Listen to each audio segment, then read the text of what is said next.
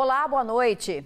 Atenção, passageiros do sistema Transcol. A Ceturb anunciou novos pontos de integração entre 34 linhas que atendem Serra, Cariacica e Vitória. Com as mudanças, vai ser possível trocar de ônibus por um determinado tempo, sem precisar pagar uma segunda passagem. Pelo menos 100 mil passageiros devem ser beneficiados. Os detalhes você confere já já aqui no TN2. Agora a gente fala da operação em endereços ligados ao senador Marco Duval. Um dia após a ação, o senador participa do lançamento de um livro. A repórter Manuela Machado tem mais detalhes para a gente ao vivo. Boa noite, Manuela. O senador ainda não prestou depoimento à Polícia Federal? Boa noite, Isabela. Boa noite a todos. Não, ele não prestou depoimento. Ele disse que não deve prestar depoimento na Polícia Federal, que agora o caso será por conta do Senado Federal. Ele, inclusive, já tem uma reunião agendada para a próxima semana com todos os senadores. Disse que é inocente, que não chegou a postar nas redes sociais nenhuma notícia sigilosa referente à Comissão Parlamentar Mista de Inquérito, que foi criada para investigar os atos antidemocráticos que aconteceram em Brasília no dia 8 de janeiro. E ele disse também que o próprio celular dele, que não é pessoal, e sim do Senado, foi levado pela Polícia Federal. A Polícia Federal, nessa operação que aconteceu ontem, a Polícia Federal cumpriu 3 mandados de busca e apreensão, um no gabinete do senador em Brasília e 2 aqui no Espírito Santo, um na casa dele, na Mata da Praia, e outro no escritório, na Praia do Canto. Eles levaram computadores, documentos e esse celular do senador Marcos Duval. Vamos acompanhar a entrevista, parte dessa entrevista que ele deu agora há pouco à imprensa. Isso é uma perseguição, isso é muito claro, né? E esse pedido aconteceu até em abril e fontes minhas disseram que deixaram para fazer no dia do meu aniversário. Então, o que está se discutindo agora entre os senadores é exatamente um poder de forma monocrática, decisão de um único juiz, de um único ministro, fazer com que fizesse uma operação dentro de um gabinete de um senador da República com um motivo totalmente fútil, vamos dizer assim, porque não tem condições vocês acharem que eu poderia estar envolvido em algo em conspiração, até porque as provas são as mensagens trocadas entre eu e o ministro, aonde eu relato a ele que eu estou indo até ele para que ele pudesse me dar a direção e fazer o que deveria ser feito, exatamente para preservar e manter a Constituição. O correto seria um aviso a 48 horas de antecedência ao presidente do Senado, depois o presidente do Senado faria uma comunicação ao Conselho de Ética, para então o Conselho de Ética decidir se entregaria ou não, ou se permitiria a ação ou não. Isso não contando no Senado. O senador Marcos Duval está aqui em Jardim da Penha, em Vitória, neste momento, participando do lançamento de um livro e também pretende comemorar o aniversário dele de 52 anos, que ele fez ontem. E ele só deve se pronunciar agora, após essa reunião agendada para a próxima semana no Senado Federal. Eu volto com você, Isabela. Obrigada, Manuela. Vamos ver também se a polícia, vai depois trazer informações do que foi apurado, nesses mandados de busca e apreensão e tudo que eles apreenderam. Obrigada, viu? Uma mulher foi assassinada em Cariacica. O crime foi no bairro Flechal 2. Segundo a polícia, a mulher foi atingida por tiros no meio da rua. Os 2 suspeitos estavam em uma moto, passaram atirando na vítima. O SAMU foi acionado, mas a morte foi confirmada ali no local mesmo. A mulher, não teve a identidade revelada. A polícia fez buscas na região, nenhum suspeito foi identificado até o momento e nem a motivação para o crime foi revelada. Um mês após a morte de Ana Carolina Curti, assassinada a facadas pelo namorado no centro de Vitória, a Justiça aceitou a denúncia do Ministério Público Estadual. Matheus Sten deve ir a júri popular. A família da jovem falou da saudade que sente e também que espera por justiça. O primeiro mês após a morte da irmã, Ana Carolina Rocha Curti, continua sendo de muita dor para as irmãs Paola e Letícia. A gente ingressou na faculdade junta de medicina veterinária, mas ela ficou 1 ano, e viu que não era aquilo que ela queria. Logo depois, passou um tempinho, ela conseguiu o emprego. Ela estava muito feliz. Ela amava criança, amava idosos. Era por amor e agora ela não pode mais realizar esse sonho. Pior mês da minha vida, algo que eu nunca imaginei viver. É uma dor insuportável. Para suportar, eu tive que buscar ajuda de medicações, né? Eu tomo medicações para dormir. Ana Carolina de Rocha Curti, de 24 anos, foi assassinada no dia 15 de maio, no 10º andar deste prédio que fica no centro de Vitória. O namorado, Matheus Sten Pinheiro, também de 24 anos, que morava com ela há 3 meses, foi preso temporariamente 2 dias depois. A justiça decidiu nesta quinta-feira que Matheus continua preso. Caso essa prisão não fosse prorrogada ou convertida em preventiva, Matheus poderia ser solto à meia-noite deste sábado. A Justiça aceitou a denúncia do Ministério Público Estadual exatamente no dia em que o crime completou 1 mês. A partir de agora, Matheus Sten Pinheiro é réu por feminicídio e pesa contra ele a acusação de homicídio qualificado por motivo torpe. Ele teria se vingado da vítima movido por ciúme sem fundamento algum. A prisão temporária, que era a prisão que pesava sobre ele, tinha prazo para terminar de 30 dias e podia ser prorrogada uma única vez por mais 30 dias. Já a prisão preventiva não tem prazo para terminar. E os argumentos são se essa pessoa representa risco para o processo ou se essa pessoa representa risco para a sociedade. Agora pesa uma acusação formal, o Ministério Público está acusando ele de ter cometido um crime de homicídio qualificado, com pena que pode chegar a 30 anos. Ele vai a júri popular, segundo a denúncia, por ter matado essa moça de forma tão cruel, de forma que impossibilitou a ela se defender. A denúncia do Ministério Público acusa Matheus de assassinar Ana Carolina com mais de 40 facadas. Ele deu mais de 40 facadas nessa moça. Ele deu facadas nela no olho, ele deu facadas nela na boca, no peito, no coração, nos braços, nas costas. Ele deu mais de 40 facadas. O meio cruel é das qualificadoras que tem na denúncia contra essa pessoa. A defesa do acusado trabalha com o argumento de que ele teria problemas psiquiátricos. A defesa pode trazer o que quiser para tentar diminuir o problema, enfim, do acusado, mas é difícil você caracterizar uma incapacidade de alguém nesse momento. E essa pessoa, ela era capaz até o dia dos fatos e agora ela não é mais capaz, então isso salta aos olhos e eu não tenho dúvida nenhuma que essa possibilidade não vai existir nesse processo. Apesar de não reparar a dor, a família acredita que a justiça é uma forma de honrar a memória da jovem. Eu acredito que a justiça vai seguir sendo feita, acredito nos profissionais que estão envolvidos na justiça pela minha irmã. É o que nós faremos aqui por ela. A defesa do suspeito não se manifestou.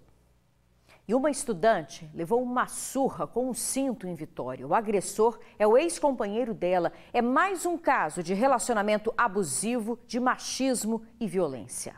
As marcas do corpo são o resultado de uma surra de cinto que a estudante de 18 anos levou do ex-marido. A briga aconteceu dentro da casa onde os dois moraram juntos. A residência fica nessa rua, no bairro Nova Palestina, em Vitória. O casal conviveu por cerca de 6 meses. Uma relação abusiva, segundo a estudante, com vários episódios de violência doméstica. Nessa semana, o companheiro dela até então resolveu pôr fim à relação. Fez isso por mensagem. Como ela estava na casa da mãe dela, ela combinou que pegaria os objetos pessoais e as roupas nessa quinta-feira. Assim ela fez. Só que quando ela chegou dentro de casa, foi recebida com socos. Não satisfeito, o homem ainda pegou um cinto e passou a surrá-la. Ele veio me pegando pelo meu braço, eu peguei, apertei o machucado dele também. Aí foi na hora que ele pegou o cinto e me deu um soco. Durante todo o tempo, o agressor ameaçava matá-la. Ele quer me rasgar na faca. Eu achei que quando ele foi na cozinha, na verdade, eu achei que ele tinha pegado a faca, mas ele não, ele pegou sim. A estudante conseguiu correr e pedir socorro à polícia. O portão estava aberto, eu saí correndo, fui para casa da minha tia e chamei a polícia. Everson Cardoso Martins, de 23 anos, acabou preso e levado para a Delegacia Regional de Vitória. Ele negou o crime. Eu mandei só uma mensagem para minha ex-namorada me respondeu. Ficou nervosa, tacou o celular na minha cara, segurou na lesão que eu tenho no meu rosto, E daí eu, tipo, na dor que eu tava sentindo na hora, infelizmente, eu peguei o cinto e dei 2 cintadas nela, senhora. Mais nada. Esse é o segundo episódio de agressão que a jovem vive em poucos dias. Há pouco mais de uma semana, ela foi trancada por quase 1 hora no banheiro de casa. Ele me enforcou e eu desmaiei e ele me amarrou. E nisso minha avó viu, só que quando ela chegou no local, ele me botou dentro do banheiro, só que ela não chegou a entrar, mas ela escutou eu chorando. Com marcas no corpo e na alma, a estudante quer seguir em frente, mas pede que a justiça seja feita. Por enquanto, sim, viu, gente? Na audiência de custódia, a Justiça decidiu que o Everson Cardoso Martins deve continuar na cadeia. Olha, no norte do estado, uma menina de 12 anos era abusada sexualmente pelo padrasto. O homem de 20 anos foi preso durante uma operação da Polícia Civil em Rio Baranal. Em depoimento, o suspeito confessou o crime. Disse que abusava sexualmente da menina há cerca de 6 meses. O caso foi denunciado à polícia somente na última terça-feira. Nessa mesma ação policial, outras 2 pessoas foram presas pelos crimes de roubo e tráfico de drogas. E os detidos já estão na cadeia. 2 suspeitos foram presos minutos após um assassinato em Andorinhas, Vitória. A polícia fazia o patrulhamento no bairro e houve troca de tiros. Em plena luz do dia, com a movimentação de comércios e com uma escola a poucos metros do local. Foi na entrada desse beco do bairro Andorinhas que o crime ocorreu. A vítima foi alvejada por um grupo de criminosos quando saía por ele. Segundo a polícia, os assassinos seriam do bairro Resistência.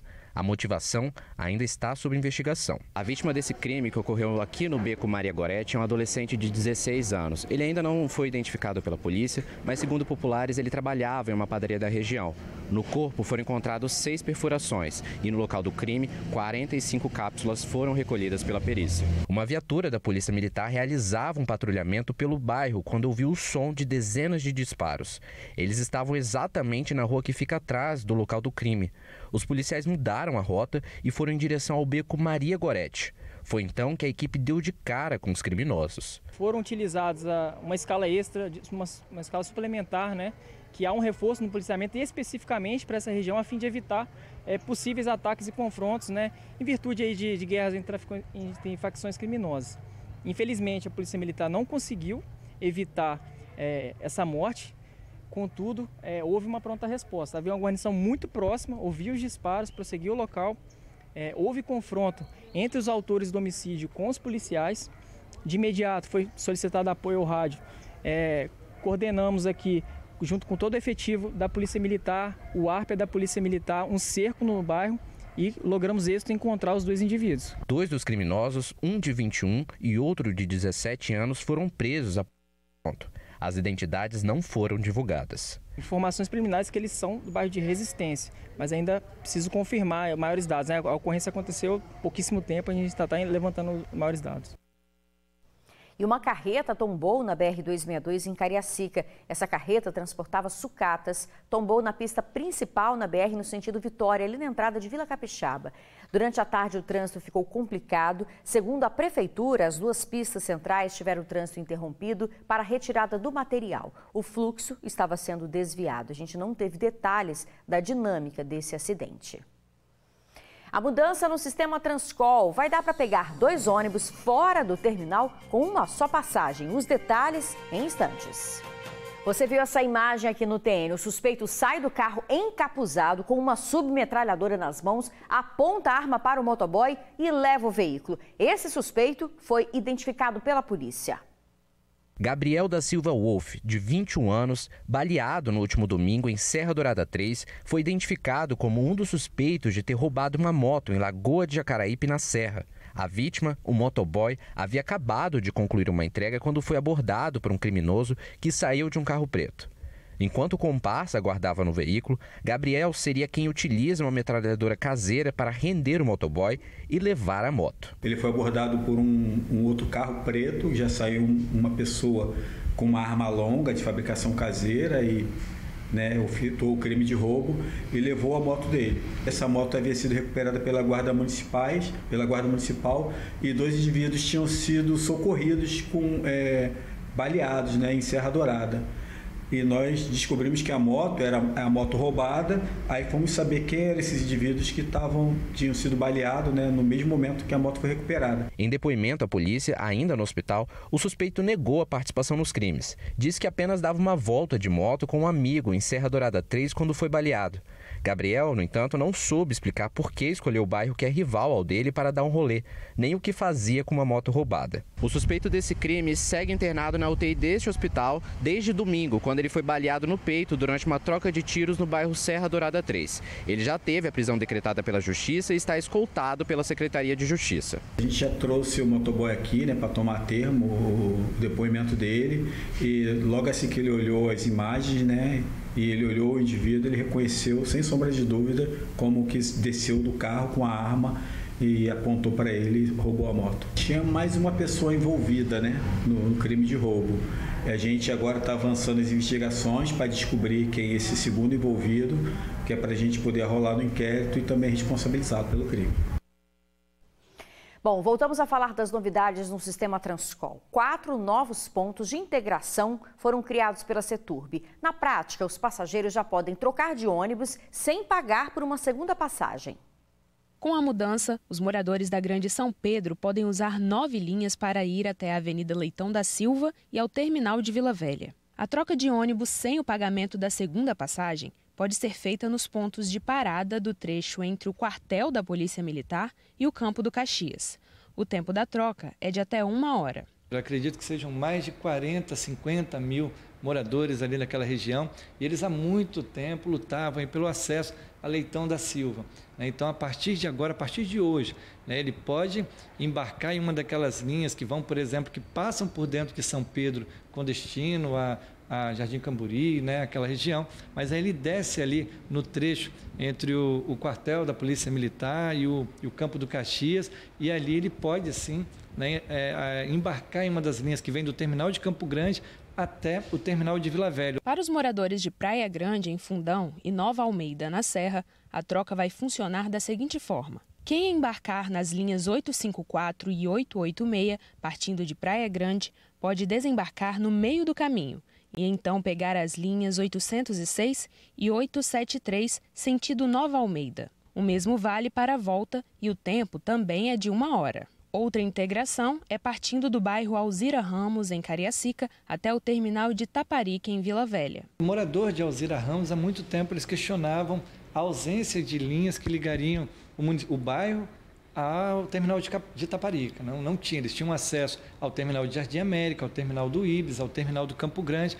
Agora não, a partir de hoje ele pode descer ali na estrada de Caçaroque, alguns pontos onde passam ônibus que vão para o terminal de Taparica e com o uso de apenas uma tarifa, ele faz essa integração. Ele tem até 1h30 para fazer essa integração e alcançar o seu destino. Passageiros em Planalto Serrano que desejam ir até a Serra Sede não vão precisar passar pelo terminal Laranjeiras. O desembarque para seguir para esses 2 destinos agora pode ser feito na BR-101. Nesse trajeto, 10 linhas foram integradas, com tempo de troca de 1 hora.